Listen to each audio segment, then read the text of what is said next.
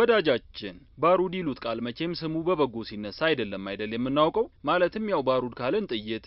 ስንል ደግሞ መሞት መቁሰል መጎዳት አይነት ሐሳቦች ናቸው አእምሮአችንን የሚሞሉት እንጂ ስለ ባሩድ እየተወራ ስለ ጥበብ ይታሰባል ማለት ይከብዳል እንደውም ያገኘውን ሁሉ አጥፊ የሆነው ባሩድ ባለበት ጥበብ ስለመገኘቷ በራሱ አጠያያቂ ነው ኖርዌያዊው የ29 ዓመት ወጣት አርቲስት ግን እንዲህ እሳትና ጭድ የሆኑትን ባሩድና ጥበብ አወዳጅቶ በሚሰራቸው የስዕል ስራዎች በርካቶችን በአግራሞት ከቅንድባቸው ከፍ እንዲሉ ያደርግ ይዟል ዲኖቶሚክ መኖሪያውን በሀገረ ኖርዌይ ኖቶደን ከተማ ውስጥ ያደረገና በንቅሳት ሰሪነት ሙያ ላይ የተሰማራ አርቲስት ነው እስከማውቀው ድረስ ከጥበብ ተለይቼ የኖርኩበት አጋጣሚ ትዝ አይለኝም የሚለው ዲኖ በነቃሽነት ስራው 12 ዓመታትን ያስቆጠረ ሲሆን ከንቅሳት ስራው ጎን ለጎን ደግሞ ስዕሎችንም ሲስል ነው የኖረው የፈጠራ ስራ ስሜቴ ነው በህይወቴም ትልቁን ቦታ ይይዛል ሲል አዳዲስ ነገሮችን የመሞከር ጥልቅ ፍላጎት እንዳለው የሚያወሳው ዲኖ ከአንድ ዓመት በፊት አንድ ለየት ያለ ሐሳብ ይከሰትለታል እሱም ምንድነው እስካሁን ብሩሽን ቀለም እያስላሱ በተወጠረ ሸራ ላይ በማንሸራሸር ሲሰራ የኖረውን የስዕል ጥበብ ባልተለመደ መልኩ ሊከውነውና ቀለምን በባሩድ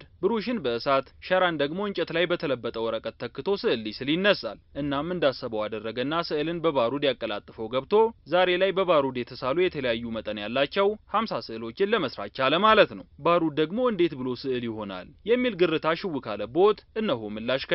ዲኖ የስዕል ስራዎቹን እንዴት አድርጎ መሰሎት በባሩድና በእሳት የሚስለው መጀመሪያ ስዕሉ የሚያርፍበትን ወረቀት ተስተካክሎ የተሰናዳ እንጨት ላይ ለብጦ ያዘጋጃል ከዛም በጠርሙስ አድርጎ በጥንቃቄ ቀዝቃዛ ስፍራ ውስጥ የሚያኖረውን የጥይት ባሩድ የተዘጋጀው ወረቀት ላይ ተፈላጊውን የስዕል መልክ እንዲይዝ አድርጎ በትንሽዬ መቀስ እያስተካከለ ይነሰንሰዋል ስዕሉ በዚህ መልኩ ተሰናድቶ ሲያበቃ ነው እንግዲህ ዋናውና የዲኖ መለያ የሆነውን ስዕል የሚሰራው እሳት የተባለ ብሩሽ ብቅ የሚለው ዲኖ ወረቀት ላይ ፈርጅ አስይዞ የበተነውን ባሩድ በእሳት ያያይዘዋል አቶ እሳትም ባሩዱን ከያለበት እያሳደደ ሲያቃጥለው ዲኖ የፈለገውን ስዕል ደግሞ ባለፈበት መንገድ ወረቀቱ ላይ ያተመለት ያልፋል ማለት ነው በዚህ መልኩ ነው እንግዲህ ዲኖ ባሩድና ጥበብን አወዳጅቶ አስደናቂ ስዕሎችን በመስራት በአለም ዙሪያ የበርካቶችን አድናቆት ማግኘት የቻለው ታዲያ ዲኖ ለስዕል ስራው የሚጠቀምበትን በቀላሉ ተቀጣጣይና ጉዳት አድራሽ የሆነውን ባሩድ በጥንቃቄ ከማስቀመጥም ባሻገር ስዕሉን ሰርቶ ወደ ማቃጠሉ ሲገባ እሳቱ ሌላ ጉዳት እንዳያስከትል አስፈላጊውን ጥንቃቄ ሁሉ እንደሚያደርግ ነው የሚናገረው